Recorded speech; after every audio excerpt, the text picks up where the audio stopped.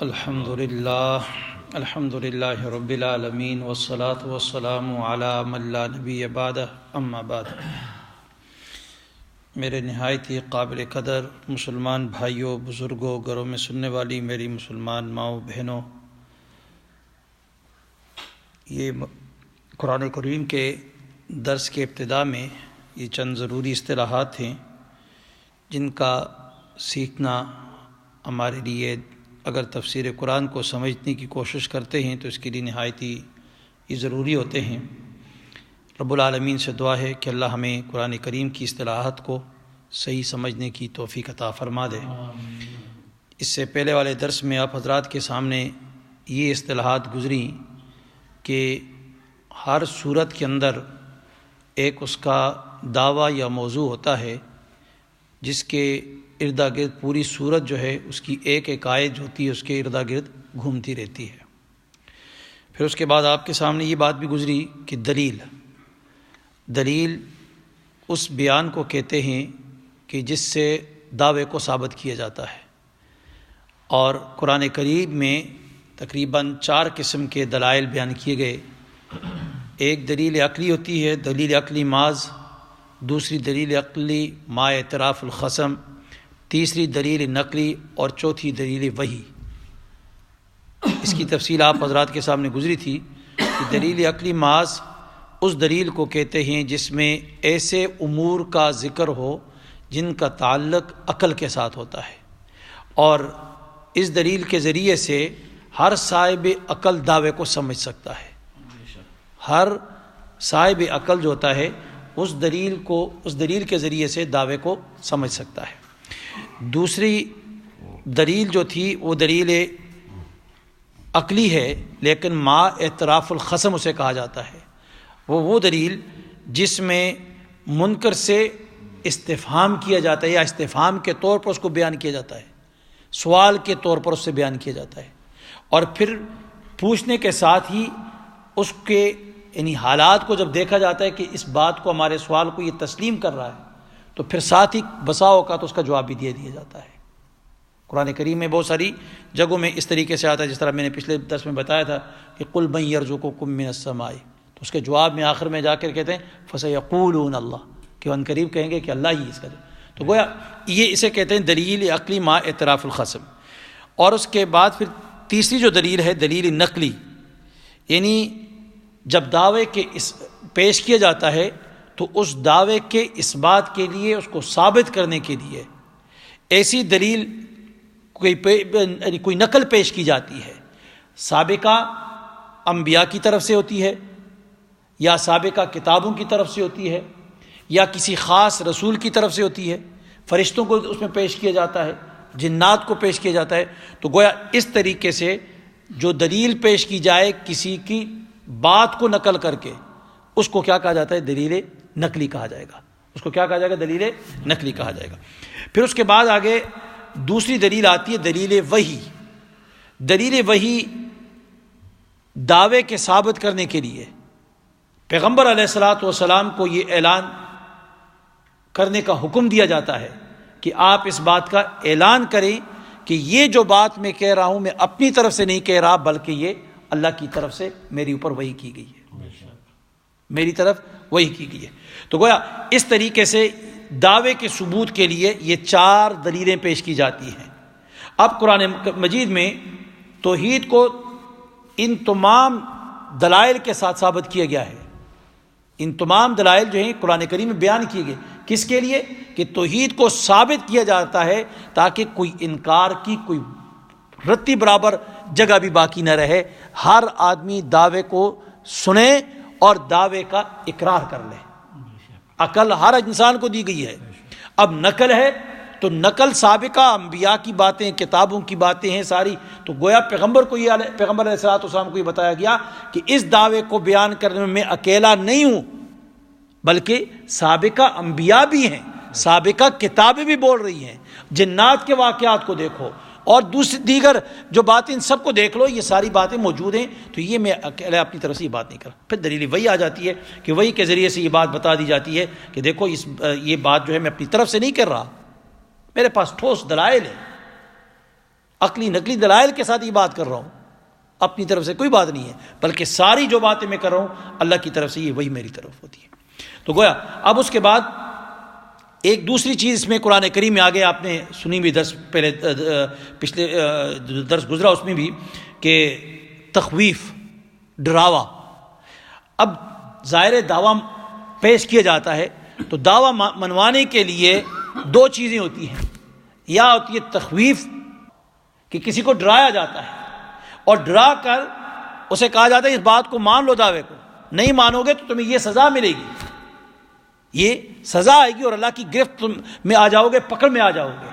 تو اب یہ تخویف دو طرح کی ہوتی ہے، ایک تخویف ہوتی ہے دنیا کے اعتبار سے، اگر دنیا میں اس کو ڈرایا گیا ہے کہ یہ نہیں مانو گے تو دنیا میں تمہیں یہ چیزیں مل جائیں گی، تو اس کو کیا کہا جائے گا؟ تخویف دنیاوی کہا جائے گا۔ اور جو دوسری جو چیزیں آخرت کے اعتبار سے، آخرت کے اندر ڈرایا جا رہا ہے کہ مرنا ہے اور مرنے کے بعد جہنم کی آگ ہے، اس میں داخل کیا جائے گا، یہ سزا ہے، وہ سزا، یہ سزائیں بیان کی گئی، تو اس کو کیا کہا جائے گا؟ تخویف اخروی۔ دنیا کے اعتبار سے ہو تو تخویف دنیاوی، اور آخرت کی ہوگی تو کیا کہا جائے گا اسے؟ تخویف اخروی۔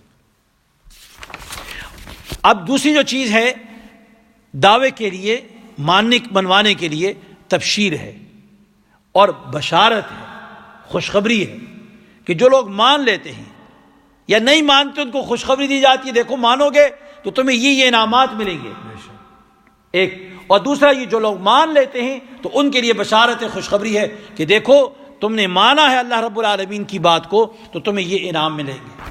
اب انعامات دو قسم کے ہوتے ہیں، ایک انعام دنیا میں ہوتا ہے، ایک انعام آخرت میں ہوتا ہے۔ تو دنیا کے انعامات کی جو خوشخبری دی جاتی ہے اسے کیا کہا جائے گا؟ اس کو تبشیر دنیاوی کہا جائے گا یا بشارت دنیاوی کہا جائے گا، دنیا کی بشارت، جس طرح اذا جاء نصر اللہ والفتح ورأیت الناس يدخلون فی دین اللہ افواجا، خوشخبری دے گی پیغمبر علیہ الصلوۃ والسلام کو دنیا کے اندر، تو یہ سے کیا کہا جائے گا؟ بشارت دنیاوی، بشارت دنیاوی۔ اور دوسرا ہے بشارت اخروی، آخرت کے اعتبار سے کیا خوشخبری دی جا رہی ہے کہ ان الذین آمنوا وعملوا الصالحات لہم جنات الفردوس نزلا، کہ جو ایمان لے آئے اللہ رب العالمین کی طرف سے ان کے لیے کیا جنت ہے، فردوس جنت سب سے اعلیٰ قسم کی جنت ہے، اللہ تعالیٰ نے وہ ان کے لیے منتخب تیار کر دیا، نزلا بطور مہمانی کے، تو اسے کیا کہا جائے گا؟ بشارت اخروی کہا جائے گا، اسے بشارت اخروی کہا جائے گا۔ اب بسا اوقات ایک دوسری چیز ہے کہ قرآن کریم میں جب دعویٰ پیش کیا جاتا ہے تو دعوے کو منکرین جو ہوتے ہیں وہ رد کرتے ہیں، اور دعوے کو مختلف طریقوں سے رد کرنے کی کوشش کرتے ہیں۔ ایک تو یہ ہوتا ہے جو دعویٰ بیان کرتا ہے تو اس کو ذلیل اور عاجز کرنے کے لیے ان کی کوشش یہ ہوتی ہے کہ ایسی باتیں اس کے متعلق کہی جائیں کہ یہ عاجز ہو کے بیٹھ جائے، آگے بات کر ہی نہ سکے۔ تو اللہ رب العالمین نے پھر اس موقع کے اوپر ان کافروں سے، منکرین سے شکوہ شکایات کی ہے، تو اب وہ شکایات جو ہوتی ہے اس کو کیا کہا جاتا ہے؟ شکوہ۔ آپ نے دیکھو گے شکوہ قرآن کا سنا ہوگا آپ نے کہ جب تفسیر گزر رہی تھی تو اس میں شکوہ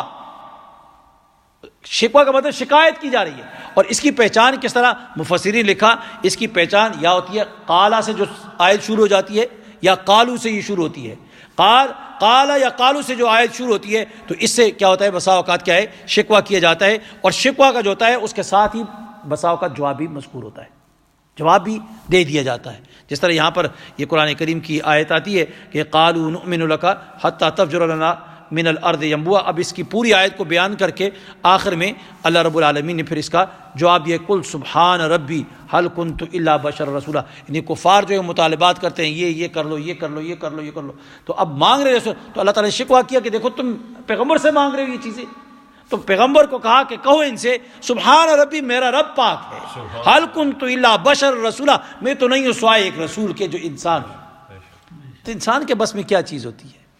ایک رسول ہو، بشر رسول، تو یہ آ گیا۔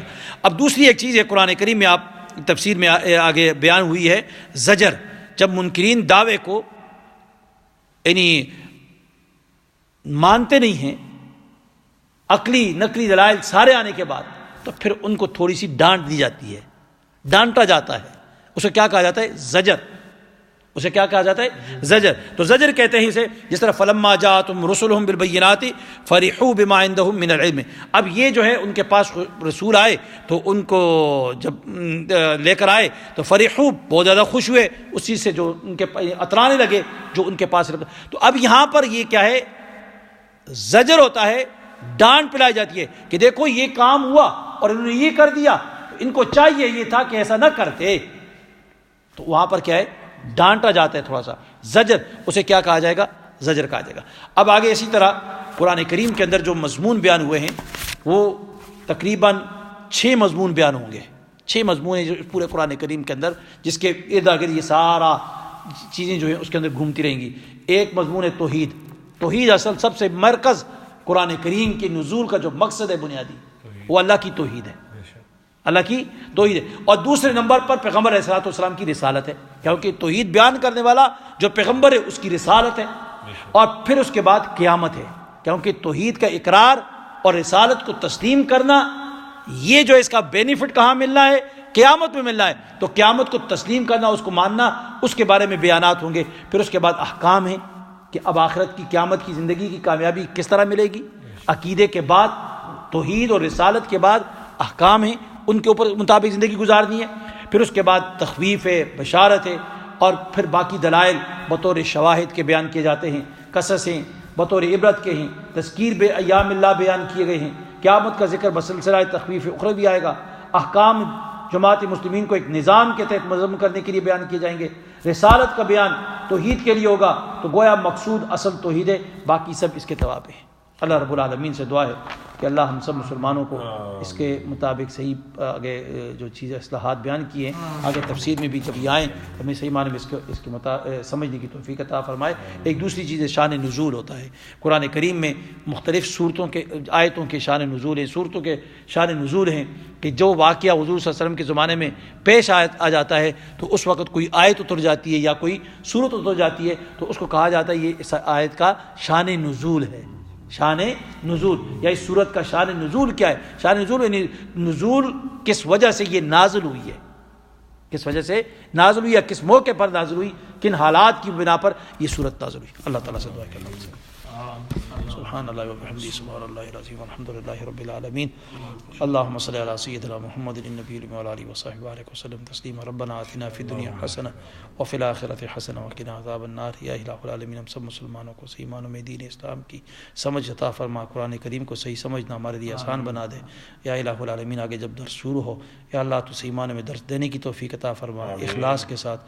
یا اللہ تو نیت کو صاف فرما دے. یا اللہ تو اخلاص کی توفیق عطا فرما دے.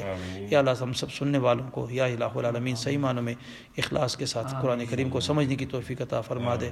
یا اللہ ہمیں عمل کی توفیق عطا فرما. یا اللہ عمل کی توفیق عطا فرما. قرآن کو دنیا میں بھی ہمارا رفیق بنا، مرنے کے بعد بھی ہمارا رفیق بنا، محشر کے دن بھی اس کو ہمارا رفیق بنا.